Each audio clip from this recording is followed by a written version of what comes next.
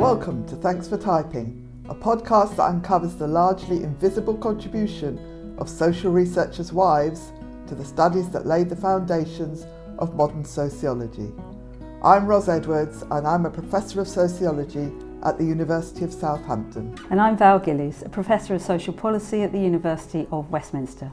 Over the last decade, Val and I have been researching the role that the wives of social researchers played in post-war British studies. Using archive materials and diaries kept by the wives of well-known sociologists, we've been piecing together their central involvement in groundbreaking social research on families, class and community life. In this podcast, we reveal the major but unrecognised contributions sociologists' wives have made to the discipline and consider the implications of these overlooked collaborations for the development of social knowledge, both then and now. In episode 4, we're talking about our own research, looking at the contribution of wives to some of the most important social studies of our time. We're also delighted to be joined by Professor Selina Todd, Professor of Modern History at the University of Oxford, whose research focuses on the history of working class life and women's lives. She's the author of the Sunday Times bestseller, The People, The Rise and Fall of the Working Class, 1910 to 2010, and of Snakes and Ladders, the Great British Mobility Myth.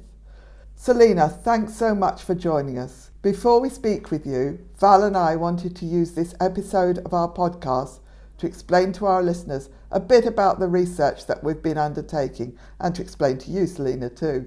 The reason we embarked on this podcast is because over the past 15 years or so, we've been researching the role of sociologists' wives in classic British studies, and we've been wondering whose shoulders contemporary sociologists are standing on. The post-war period was a significant one for British sociology. The discipline was seen as a science of society.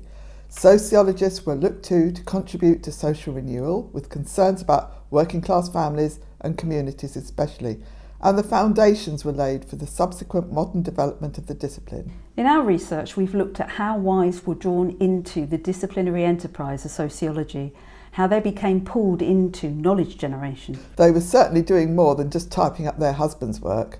They were undertaking statistical tests, field work, writing up, editing and so on. Some wives moved with their children to live in the working class communities their husbands were studying. As wives and mothers, they built a gendered bridge into those local areas, supporting their husbands' scholarship and contributing insights about working class women and children's lives that their husbands couldn't have accessed without them. We've been examining the acknowledgement pages of classical sociological books, checking out the Thanks for Typing mentions, and we discussed the Thanks for Typing hashtag on Twitter in episode 1. We've also been digging into field notes from major studies where they're stored in university archives, so it was great to hear stories about maintaining and using archives in episode 3. We've also been delving into diaries kept by the sociologists' wives, where we can track them down, as well as talking to academics who were around at the time about their memories of wives' contributions. I was just thinking about how we began on this, Val. We were looking at the Dennis Marsden collection in the University of Essex archive for a project on parenting that we were researching. We saw references to his then wife Pat's diary in his field notes for his ethnographic study of slum clearance and relocation in Salford.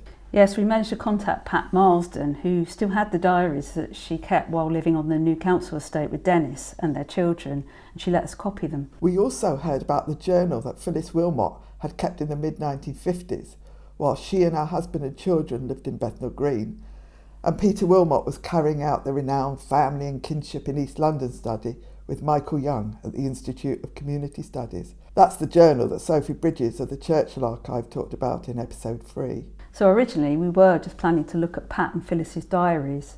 We were thinking about them as being mediators between the community and the husband's sociological insights. But then after the Thanks for Typing hashtag took off, we realised that actually there was a lot more to their involvement than that. Yes, and we also realised there are a lot more wives of post-war sociologists who've been involved in their husband's work.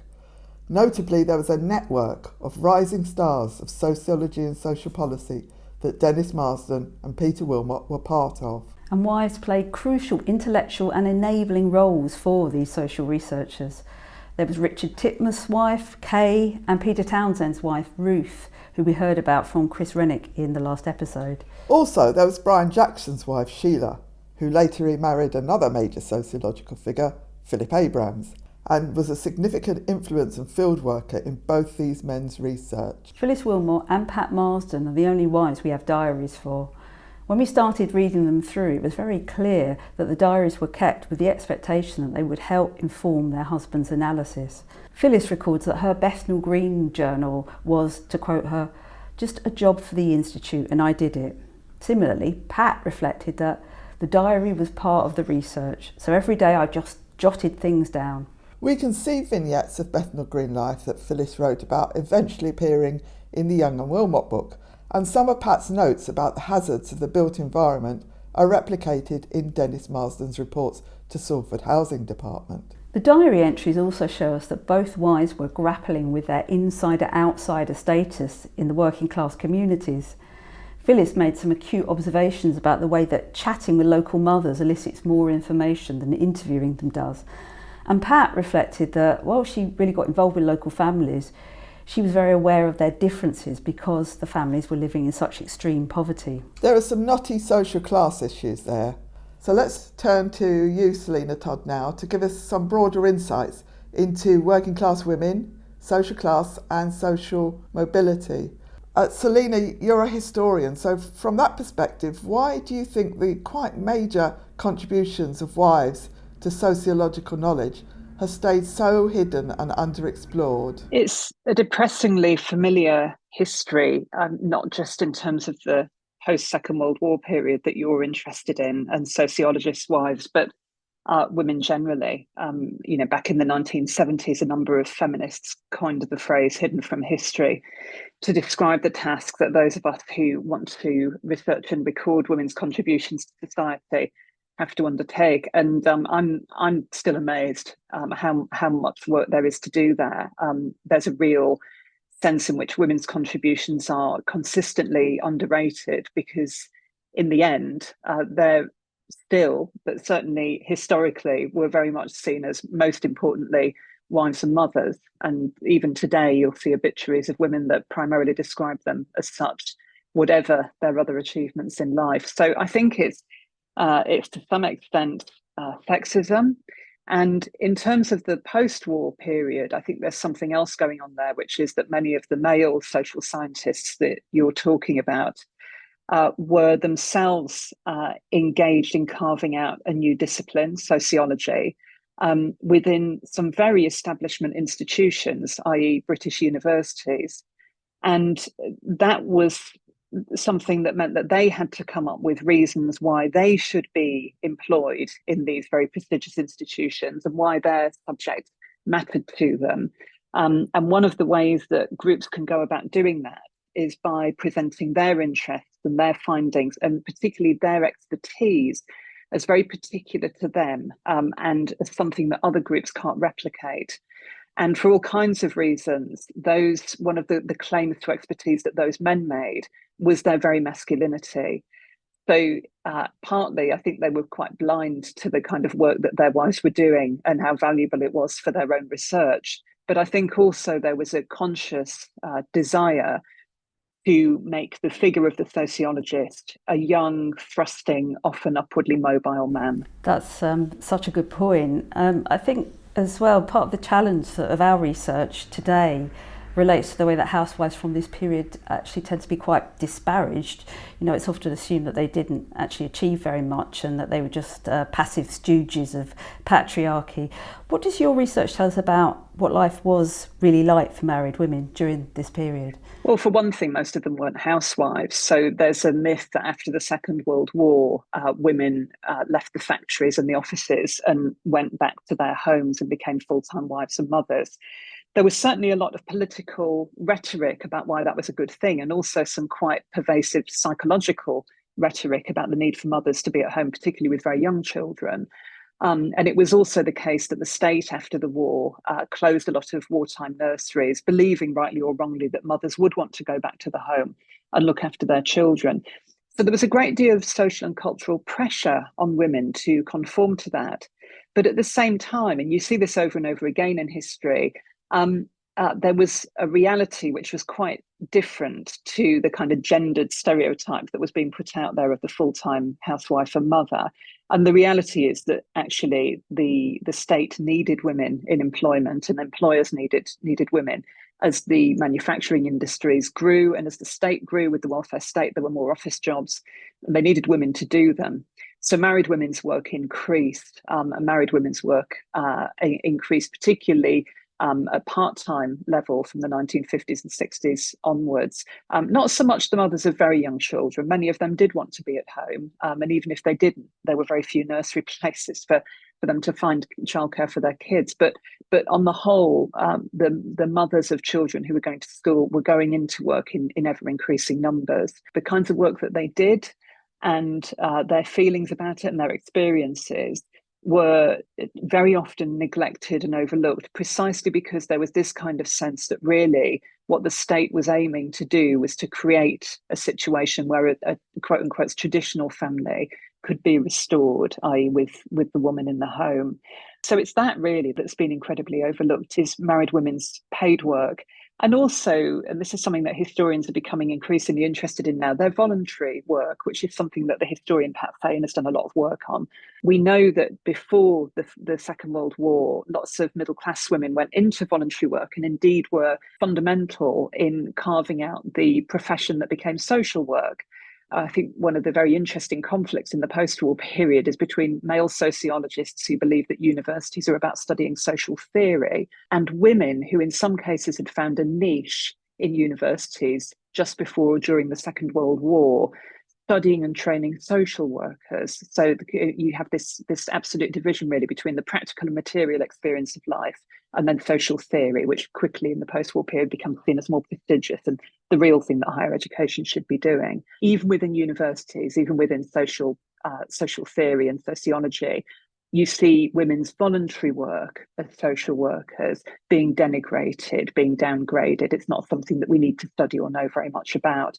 They were also involved in all kinds of other voluntary projects. One of the reasons why nursery places finally began to increase in the 1970s is precisely because of the kind of local childcare initiatives that women began to put together collectively. So they're involved in all kinds of voluntary activities too, that then actually have a huge impact, not only on women's lives, but on the very societies and communities that these men were studying. I mean, one of the wives that we've been looking at, Phyllis Wilmot, she actually did train as a former social worker, an almoner for a hospital, but then she gave that up. And you know, in her case and in the cases of several other sociologists and their wives, they then moved into the communities, as we explained, and lived there. And I was sort of thinking about your own work. In what ways do you think the wives' position and insights might have been important to these research accounts of class and community? I think hugely important. One of the big strands of social research that becomes increasingly important as the 20th century progresses is the understanding that we need to analyse the position of the researcher, not in a navel-gazing way, although I have to say I think a lot of social researchers do go down that rabbit hole, but just in terms of being cognizant of what you as a researcher are bringing to an interview, to a set of ethnographic observations and so on, that your life experience will affect how you go about analysing a community, what you might see, your own ideas of what's significant. And I think where we've got to is a kind of sense that the wider and more diverse the constituency of researchers we can have, the better, because the more insight, the more debate, the more discussion, the richer our conclusions are likely to be. What's incredible about women like Phyllis Wilmot is that they were able to bring a whole raft of observations to those projects and insights that the men could never have had. That was partly because they were the primary carers of children. And as Phyllis Wilmot herself noted in her memoir, what that meant was that they did a lot of hanging around the school gates. And we know even today that that's a great way in which community networks and links are made. And also a way that you begin to develop friendships and intimacies within the community that you live. That also meant that they had a huge amount of insight into children's lives, and children were becoming an increasing object of study in the post-war period, partly because the work of the earlier generation of women who had been social workers had shown that child welfare was something that the state really needed to take care of, that it wasn't good enough to expect two parents to do that if they were struggling on a low income. Phyllis herself came from a working class inner city background, and that wasn't something that all of the men had, but it was something that some of the women had. I don't think that you have to have the same background as your research subjects in order to be a brilliant researcher. I don't think that's true at all. Actually, a degree of distance and detachment and an awareness of that difference can lead you to see communities in a new way. But nevertheless, it does provide a richness if you have some researchers who have that kind of first-hand experience of a community. And Phyllis Wilmot not only had that experience, but had already begun to analyse it because she'd moved away from that community in the Second World War, and she'd moved into, as you say, training as an almoner.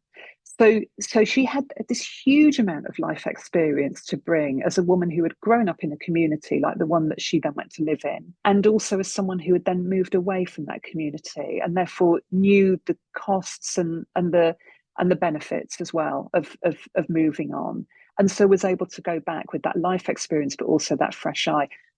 That was absolutely huge, I think. And also, I think the other thing that we have to remember is lots of women of that generation and earlier and later generations grow up being observers, actually, in a way that men don't, because little girls on the whole were not encouraged to play outside, to leave their mothers as early as little boys were. So they grew up observing women in kitchens and so on. And if you read Phyllis Wilmot's memoirs, you absolutely have that impression, that they're listening to conversations, that they're watching, they're learning what it is to be a woman, essentially. So that power of observation, of quiet watching, listening, learning, was something that she and other women also brought to those projects. Yeah, I don't think we'd quite thought of that.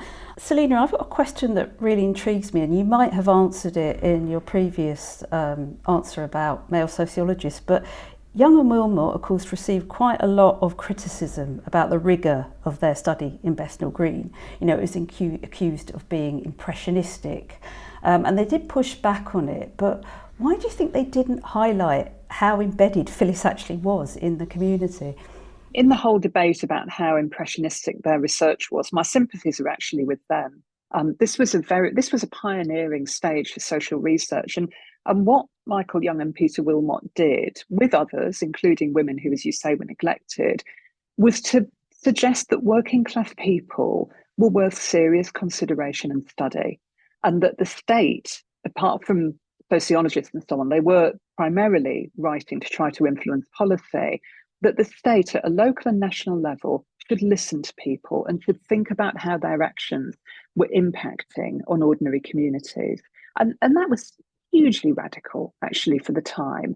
And they used all kinds of different research methods to get there. I don't necessarily think there's a one-size-fits-all in terms of research. Yes, we can criticise them now for things that they didn't do, things that they did. But nevertheless, I think it was a really groundbreaking study, and I think we owe them a huge amount, actually. What the women tended to do around the institute that Young and Wilmot set up in Bethnal Green was to go out and do a lot of the legwork, to find the families, to do the observations, in some cases to do the interviews. And that kind of practical work is seen, certainly in British sociology, as absolutely divorced from analysis. Now, that wasn't true a generation earlier. The women who were going into social work and carving out spaces for themselves in places like the London School of Economics and saying, hang on, social workers should be trained, they were absolutely of the view that the work of a social worker involves observing and analysing, as we know it does today, like the work of a doctor. But then there became this kind of division in the 1950s and 1960s between the practical doing and the analysing and the theory. There was a kind of sense that the latter was what men did. Women do, they look after children, they go out, they do the work of the community, but the analysing, that requires a degree of masculine detachment and masculine analysis. And that's a real problem for social theory and sociology, actually, because if you have a stage where theory becomes quite divorced from material reality, the reality of where people live, the reality of people's bodies, the reality of their homes, you really lose something, I think. Yes, got echoes of that for Philip Abraham's work in my head. You touched on this a bit earlier, Selina, but could you say a little bit more about how class differences would have been lived and understood in the 50s and 60s? Class was changing in some ways in the 50s and 60s, but it was still very prevalent. Britain became a more socially and economically equal society during the Second World War, and to some degree that narrowing of the gap between the richest and the poorest was preserved both by the welfare state that the Labour government introduced in 1945, which was then strengthened in the 1960s by Harold Wilson's Labour governments from 1964, but also by full employment, and that was the crucial other pillar. You had a situation, therefore, where manual workers had a great deal more collective bargaining power than they had done before the Second World War, when unemployment was higher and it was easier for employers to get rid of them. Employers had to listen to trade unions in new ways in the post-war period.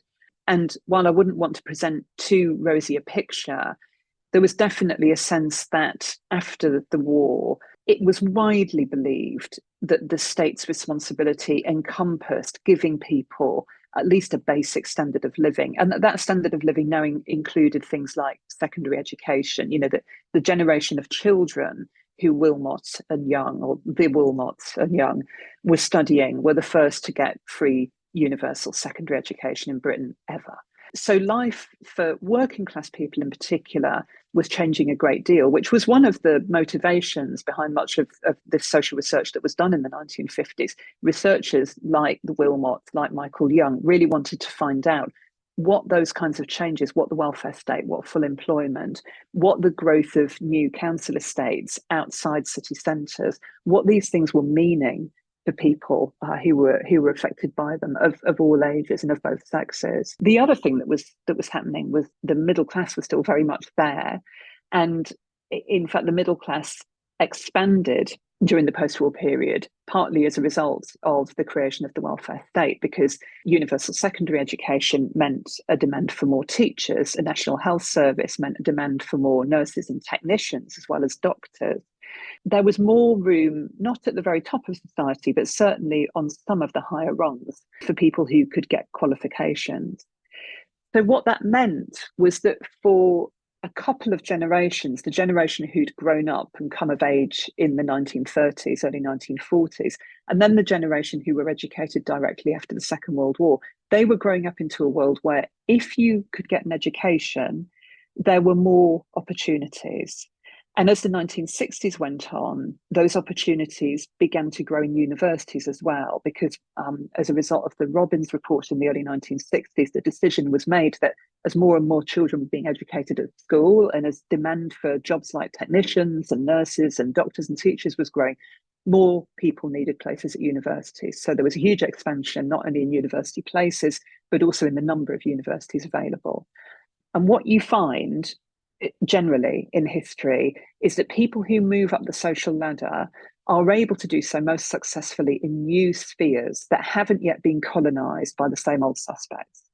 And so what began to happen was that the new universities provided very fertile ground for upwardly mobile men and fewer women to carve out positions for themselves as, for example, sociologists or in technical education, for example. So that kind of social mobility was going on as well. And that indeed became a subject of sociology research. From what you're saying, it seems that there is this social mobility, but is it the case that perhaps that marriage could leave women in a precarious position, particularly in our setting of academia? Because I'm thinking about Sheila Abrams, who by all accounts was a talented social researcher, but when her husband died, she had little in the way of credentials. She had a limited ability to prove her academic skills. So I wondered if downward social mobility might be a particular sort of problem for women. Yes, it certainly could be. And one of the issues that researchers like, for example, Pearl Jeffcott brought out in their studies of families and later in studies of lone parents was that despite the welfare state, one of the largest groups who remained in poverty was single mothers. And those were often women who'd either been deserted by their husbands or were widows. So absolutely, it was a real problem, and the state hadn't really got its head around how to even provide women with basic subsistence in that situation, let alone anything else like a university education.